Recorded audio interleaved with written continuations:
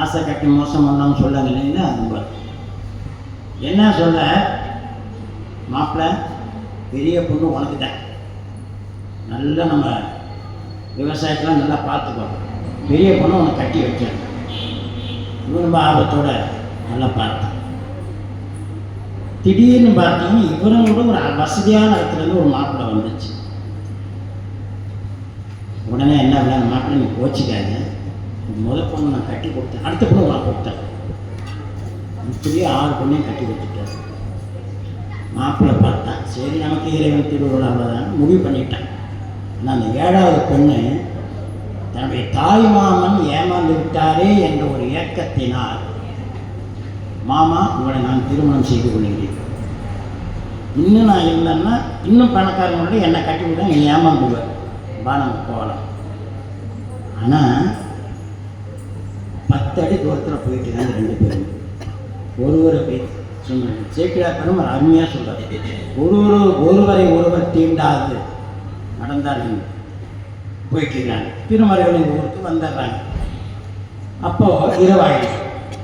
ஒரு சத்திரத்தில் 2 திண்ணை, ஒரு திண்ணையில் இந்த மாப்பிள்ளை படுத்துட்டேன், பெண் ஒரு திண்ணையில் படுத்துட்டேன்.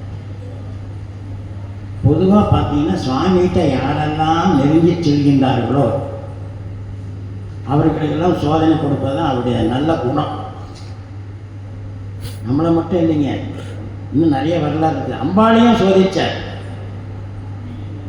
அடியவரை மட்டும் இல்லை அம்பாளையும் சோதிச்சார் காஞ்சிபுரத்தில். அது அப்புறமா கதையை சொல்லுவோம். ஆமாம், நன்மை செய்வார், சோதிச்சுப்பா. என்ன காரணம் இப்போ நம்ம சொல்கிறோம், என்னங்க 10 கோயில் கட்டினேன், 1000 கும்பாபிஷேகம் பண்ணேன், சாமி ரொம்ப என்னை சோதிக்கிறார். ஆமாம் சோதிப்பார். ஆனால்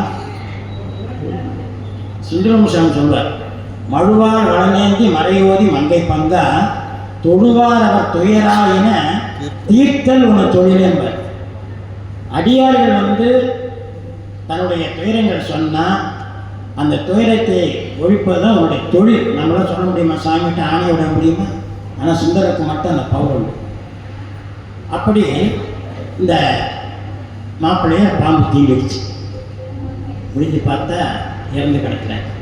அப்போ அந்த பெண் அழுகிறான், நானும் நம்பி வந்தோம், இந்த மாதிரி ஆயிடுச்சு, என்ன பண்ணுறதுன்னு தெரியலையே. அந்த சமயத்தில் ஞான சம்பந்த பெருமாள் வருகிறார். இதை கேள்விப்பட்ட பிறகு இந்த திருப்பதிகத்தை பாடுகின்றார். அந்த மணமகன் உயிர் பெற்று எழுந்து இருவருக்கும் ஞானசம்பந்த பெருமான் திருமணம் நடத்தி வைத்தார். அப்போ தடைப்பட்ட திருமணம் தான் அது. ஆனால் உண்மையிலே சுவாமி நேரம் சொல்லுங்க, ஐயா கூட தெரியும். இந்த திருமுறையை நாங்கள் ஒவ்வொரு இல்லத்திலும் அழைப்பவர்கள் இல்லத்தில் திருவிளக்கை ஏற்றி வைத்து 11 முறை நாங்கள் அதை பாராயணம் செய்வோம். அது முக்கியமான விஷயம். ஒரு முறை நாங்கள் 11 முறை பாடிட்டோம்னு சொன்னால் இந்த ஜாதகக்காரர்கள் என்னென்ன பரிகாரம் செய்கிறார்கள் என்பதை பெருமான் எங்களுக்கு உணர்த்துவார். அப்படி அந்த திருமண தடைகள் நீங்கி ஆண் பெண் இருவருக்கும் திருமணம் நடைபெறும். இது சத்தியவர். அந்த நிலையிலே ஞானசம்பந்த பெருமான் நினைச்ச திருப்பதியும் பண் இந்த ராகம் மாயமாக கவலை. இந்த வரலாற்றை நம்முடைய சேக்கிழார்